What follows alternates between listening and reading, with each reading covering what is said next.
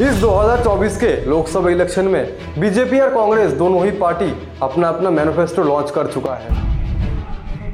The country routinely holds the largest democratic exercise on earth. India's blockbuster Prime Minister is gearing up for another election. आपके सपनों को पूरा करने के लिए मेरा पल पल आपके नाम। ये चुनाव वाला चुनाव नहीं है, ये चुनाव हिंदुस्तान को बचाने वाला चुनाव है। हो सकता है वीडियो आप इलेक्शन के बाद देख रहे हो, लेकिन इंडियन पॉलिटिक्स के कुछ ऐसी सच्चाई जो सालों से दबाया जा रहा है। ये वो सभी लिस्ट है जो दोनों ही पार्टी ने अपने अपने मैनिफेस्टो में लोगों के सामने रखा है कि अगर हमारे पार्टी सरकार में आती है तो भारतीय को ये सभी लाभ दिया जाएगा। सबसे पहले चलते हैं साल 2014 में, जब नरेंद्र मोदी लोगों को झूठा सपना दिखाते हुए सरकार में आते हैं। मेरे कांकेर के भाइयों बहनों, मुझे बताइए कि हमारी चोरी किया हुआ पैसा वापस आना चाहिए कि नहीं आना चाहिए? ये काला धन वापस आना चाहिए? ये चोर लुटेरों से एक एक रुपया वापस लेना चाहिए? इस रुपयों पर जनता का अधिकार है कि नहीं है? ये रुपया जनता के काम आना चाहिए। अरे एक बार ये जो चोर लुटेरों के पैसे विदेशी बैंकों में जमा है ना, उतने भी हम रुपये ले आए ना, तो भी हिंदुस्तान के एक एक गरीब आदमी को मुफ्त में 15-20 लाख रुपए भी मिल जाएगा। कितने रुपये? नरेंद्र मोदी वादा करते हैं कि भारत से जो 90 लाख करोड़ रुपए चोरी करके बाहर के देश ले जाया गया है, वो सभी पैसे इंडिया में वापस लाया जाएगा और इंडिया के डेवलपमेंट पे खर्च किया जाएगा। लेकिन इन 10 सालों में एक्चुअल में कितना पैसा भारत में लाया गया है? टाइम्स ऑफ इंडिया के एक रिपोर्ट में दिखाया गया है कि बीजेपी लीडर नरेंद्र मोदी इन 10 सालों में 25,000 करोड़ रुपए इंडिया में वापस ला पाए हैं बाहर के बैंक से। इसके अलावा नरेंद्र मोदी महंगाई को लेकर भी प्रॉमिस करते आ रहे हैं, लेकिन एक्चुअल में कितना महंगाई कम किया गया है? पेट्रोल 104 रुपीज, डीजल 92 रुपीज और गैस सिलेंडर 802 रुपए 50 पैसे। इसके अलावा हर वो सामान जो रेगुलरली एक फैमिली में यूज किया जाता है, हर वो चीज का दाम दुगना हो गया है इन 10 सालों में। लेकिन फिर भी लोग नरेंद्र मोदी को अपना भगवान मानते हैं। ऐसा ही एक मामला सामने आया है हमारे कानपुर से, जहां पर news reporter Anil Yadav BJP worker Mangal Vajpayee से बात कर रहे थे। मंगल जो कि ट्रक में लोडिंग का काम करते थे। योगी साहब, मेरा मंगल वाजपेयी है, यहाँ लोडर का काम करवाते हैं। इसके अलावा वो बीजेपी एमएलए महेश त्रिवेदी के लिए वॉलंटियरी का काम भी करते थे। उनका मानना है कि बीजेपी इस बार 400 पार करेगी। किसका माहौल है?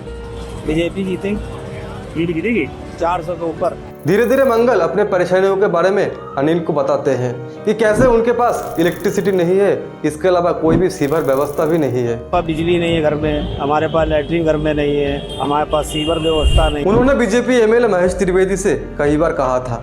हमने महेश त्रिवेदी से भी कई बार कहा कि 20 फुट पाइप पड़ना है, तो अगर पड़ जाए तो हमारे घर की सीवर व्यवस्था बन जाए, नहीं बन पाई। लेकिन इसके बावजूद भी उनके हाथों कुछ भी नहीं लगा और ना ही उन्हें कुछ भी मिलने का उम्मीद है। इसके बावजूद वो खुद को बीजेपी का भक्त बताते हैं। त्याग तपस्या की मूर्ति है कि कुछ नहीं मिला, लेकिन उसके बावजूद कोई शिकायत नहीं है और ना कोई उम्मीद है मिलने की, और ना उम्मीद है मिलने की। लेकिन ये तो कहा जाता है ना कि भूखे पेट ना हो भजन। इसी बात के जवाब में मंगल कहते हैं कि नहीं, इंसान बालू खाकर भी जिंदा रह सकता है, मतलब मिट्टी खाकर।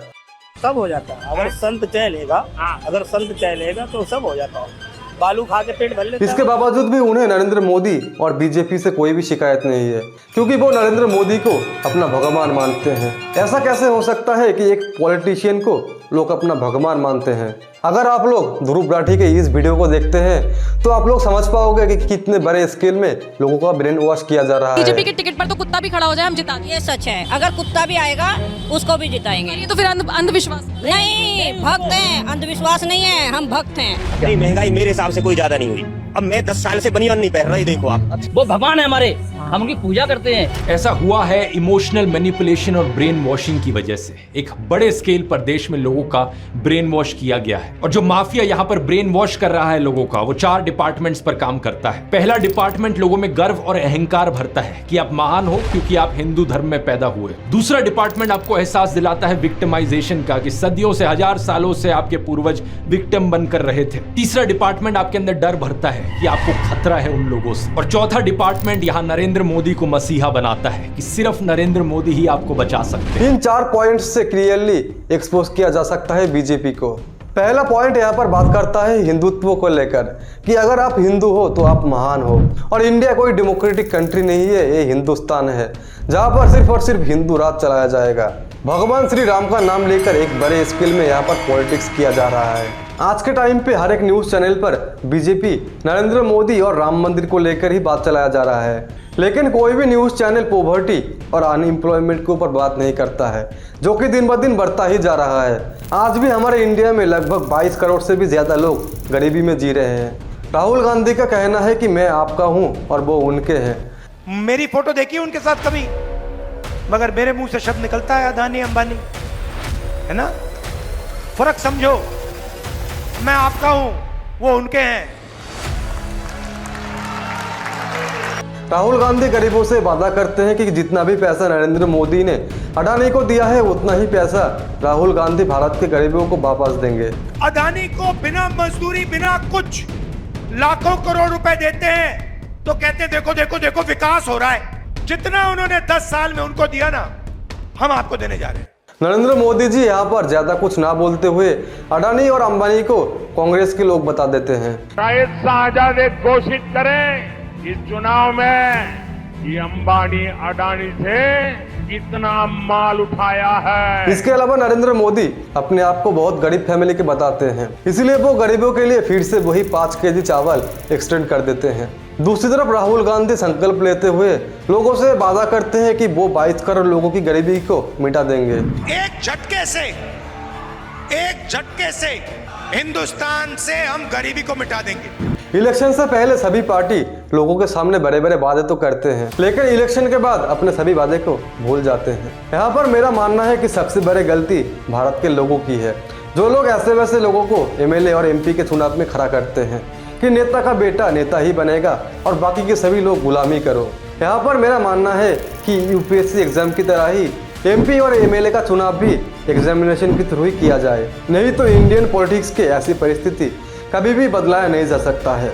नरेंद्र मोदी कभी भी बेरोजगारी के बारे में बात नहीं करते हैं, इसके अलावा ना ही महंगाई कंट्रोल के बारे में बात करते हैं और ना ही गरीबी हटाने के बारे में भी बात करते हैं। तो कैसे लोग ऐसे एक इंसान को अपना भगवान मानते हैं? हर धोती कुर्ता पहना इंसान नेता नहीं होता और हर घर छोड़ने वाला इंसान भगवान राम नहीं होता।